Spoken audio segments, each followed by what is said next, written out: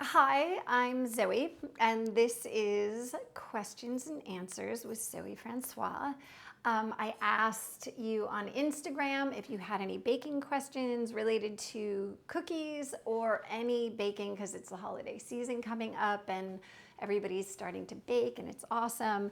I got lots and lots of questions, so here we go. Where do you get the chocolate ovals? I'm assuming that this is what you're talking about. These are from Valrhona, and these are the ovals, and they come in all kinds of chocolate. So these are milk chocolate, they come in bittersweet chocolate, semi-sweet chocolate, white chocolate, but the brand is Valrhona. We'll link to it below.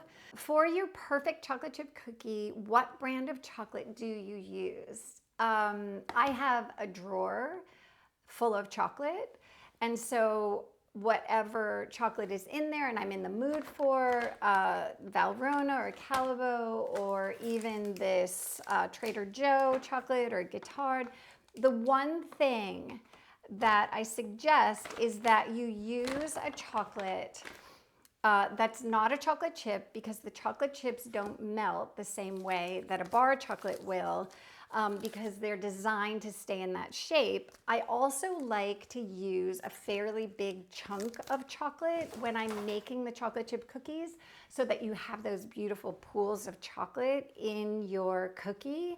So anything that you can chop up and place in, the secret is to mix most of that chocolate into the cookie dough and then reserve a few pieces of chocolate to stick right on top, and then you have those beautiful pools of chocolate in your chocolate chip cookie.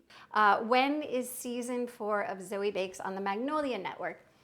I love doing the show. I hope I get to do more. So far, they have not invited me to do more, but I'm hoping that they'll change their minds.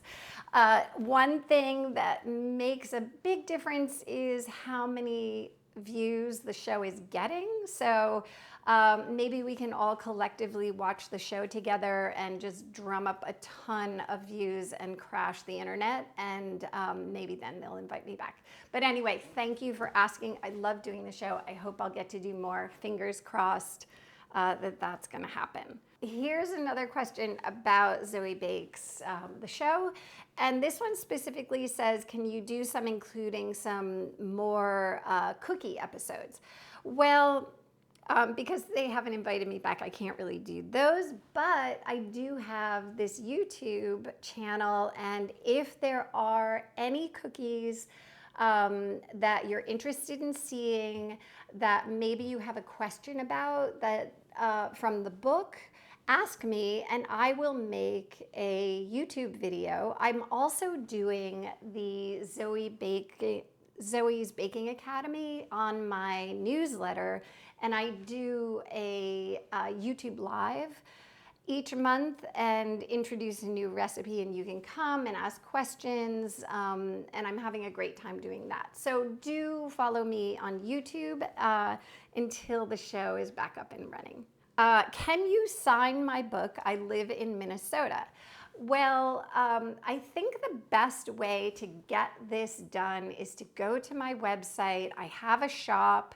I sell books. You can buy a signed copy, and in the comments in the shop, you can give me a specific name, and I will sign it and deliver it directly to you. So that's probably the easiest way. I will have events locally, and I always have those on my website, and I try to put them up on my social media as well, so keep an eye out for that. And I often visit local bookstores and sign their stock, but it wouldn't be signed directly to you. So if you want that, if you want it personalized, come to my website, go to the shop, and leave a comment when you buy the book, and I will sign it directly to you. What is your preferred brand of butter? This is such a good question. Okay, so for the cookie book, I tested the recipes with Land O'Lake. It's an American butter. It's really easy to find.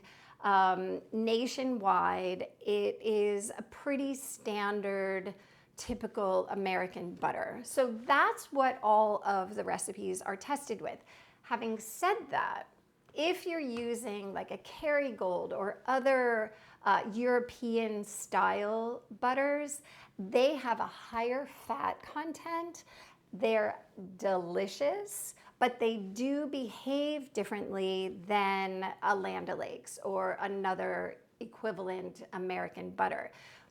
So if you're trying to swap them out, the flavor is going to be incredible with the European style butters, but the dough and the cookies themselves are going to behave a little bit differently because it has more fat in it. So I love the European butters.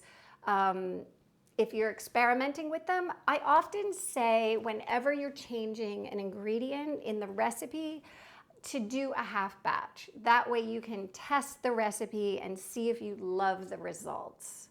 When a recipe says to melt butter and add milk and eggs, what's the quickest way without it curdling? Okay, so what I think that they mean is you melt the butter and then when you're adding eggs and milk to that, they're not coming together in a smooth emulsion. So the best way to do it is adding the ingredients slowly and whisking continuously as you're adding them. So you have your melted butter, you have your milk. One thing is that if you are adding cold milk to warm butter, that's going to seize the butter. It's going to make it harden up again. So one of the things to prevent that is make sure everything is at room temperature. If you're adding it to hot butter, you can even warm up the milk a little bit so that they're at a similar temperature. And the same is true for cold eggs. If you add that to the butter, that's going to seize the butter too. So making sure that the eggs are at room temperature and making sure that when you add the eggs, especially if that mixture is warm, that you're whisking continuously. Can I use brown butter in the recipe instead of creamed regular butter? And what are the adjustments that I need to make? You can. I love brown butter. But it does behave differently because when you're browning the butter, you're essentially cooking butter until the milk solids hit the bottom of the pan and get nice and toasty. You're also evaporating out all of the water content. So brown butter is a more pure fat. It behaves almost like coconut oil, like a solid coconut oil. And so it's going to make your recipes taste great, but behave differently. So if you're replacing it in a recipe that calls for regular non-brown butter, you will probably want to reduce the amount of brown butter by a tablespoon or two, depending on how much butter is in the recipe.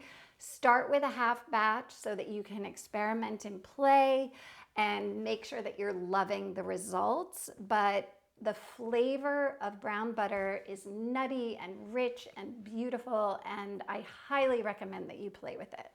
Do you defrost cookie dough before baking or bake straight from frozen? Love the book. Thank you. Thank you, thank you. Okay, so this depends on several things. I generally, in the recipes, in Zoe Bakes cookies will give you directions on how I think that you should go about this. But let's say you're doing chocolate chip cookies. If you let them defrost and you do them from room temperature versus refrigerated versus frozen, they're gonna bake really differently. So if they're at room temperature, they're probably gonna spread more and bake more evenly. If you're doing it from the refrigerator, they may get like a crust on the outside and be a little bit soft on the inside. And then if you're doing it straight from the freezer, that's going to be even more exaggerated. So they'll be crustier on the outside and even ooey gooier on the inside. So for something like a chocolate chip, you can play around with it and see which way is your favorite. But again, In the book, I'll give you a suggestion as to how to bake them, whether to refrigerate or freeze first. So I hope that answered your question. If you're doing something like a sugar cookie, you can roll them out, stamp them, freeze them, and go straight into the oven because they're so thin. You can do that, or you can do it from room temperature. Just also keep in mind that when you are baking from the freezer versus room temperature or even the refrigerator, your baking times may be different. So pay attention to the oven, especially for that first round of baking, so that you don't burn anything. We can't get corn syrup in the UK, so what is the best substitute when baking cookies? Corn syrup is often used as what's called an invert sugar. And what that means is that it doesn't crystallize. And so it will, like if you're making caramel, it's a really great insurance from keeping the sugar from recrystallizing in the pot. There are other invert sugars. I think in Europe, something like Lyle's golden syrup would work. You don't have to have it. If, I never use corn syrup as a flavoring because it really has none. So I'm usually using it for that purpose. If I'm using it in like a caramel recipe, like I said, then you could replace it with like a half teaspoon of lemon juice because the acid is going to do a similar thing. Or you can just leave it out altogether. So, I know there's some recipes like marshmallows that really there's a lot of it in there. That's a great question. I'm gonna need to research that a minute. I'll get back to you. Do you start with a basic recipe and then build and test from that? Yes, that's exactly how I go about it. Generally speaking, like for the cookie book, I had my Granny Neal's recipe box and I had some of my Bubby Berkowitz's recipes, and they have such like nostalgia and personal history to me. And so I really, really wanted to include them. But the recipes themselves weren't as maybe exciting as I wanted, or I needed to tweak them just a little bit, or they didn't have instructions at all. And so I started with those family recipes and I tweaked them and I tested them and I changed them a little bit. Not so much so that they weren't recognizable, but they were the definite inspiration. So that's exactly how I go about it. What is the best baking sugar? This is such an interesting question because it really depends on the recipe. So in the cookie book, you will find confectioner sugar or powdered sugar. You will find superfine sugar, which is granulated sugar that's ground fine so that it dissolves into a recipe really well. You'll find granulated sugar, of course, that's probably the most common. Brown sugar, dark brown sugar, raw sugar, all kinds of sugar. In the recipes, I tell you exactly which kind I use. If you want to play with the different kinds of sugar, I love that. Just know that every time you change an ingredient, you're really changing the recipe. So I would start with half batch and experiment. Somebody asked, how do you substitute baking salt for regular kosher salt? So this is Diamond Crystal's baking salt. It is much, much finer. It is kosher salt. It's just ground really, really finely. I love it because it dissolves right into a recipe really readily, but it is much finer. Having said that, I use it 1-to-1. But Diamond Crystal has a chart on how to substitute it for other kosher salt or even table salt. So I will leave a link to their chart. But again, I just do it one-to-one because I think that that adds just the perfect level of salt for me. Okay. How do you keep cookies fresher longer? I stored them in an airtight container, but they're still dry the next day. This is a great question, and it really depends on the type of cookie. Some cookies will last at room temperature, probably in an airtight container for a week. Biscotti is one, shortbread is another, but if it's humid, that may not be the case, and you will want to store them in the freezer. Anytime that there's humidity, meringue is going to get tacky and biscotti is going to get soft. And so anytime that there's a lot of humidity, your freezer is going to be your friend. Some recipes just don't like to be kept for more than a day. Some are best eaten fresh. Some are best after a few days. So you really have to go by the recipe. I almost always give the best way to store a cookie. And so go by that and know the weather. So if it's really humid, you're just gonna have to store things in the freezer. But if it's dry, like in the winter time, things can sit out a little bit longer. If you are storing things in the freezer, you want to wrap them really well, put them in a Ziploc bag. You want them to be protected from the rest of your freezer. If you've gone fishing that summer and all that fish is in your freezer, your cookies will absorb that flavor. So make sure everything is wrapped. When a recipe calls for something chopped, like nuts or dried fruit, how does this affect the final cookie? Okay, so in every recipe, I will tell you exactly how I envisioned the nuts or dried fruit to be chopped. So whether it's finely chopped or coarsely chopped or left whole, I will let you know exactly what my intentions were.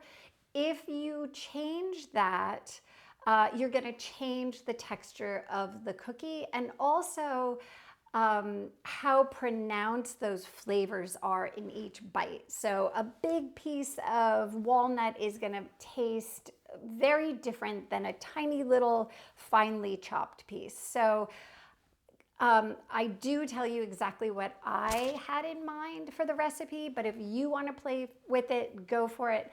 It may, if you chop things really, really finely, it may spread more.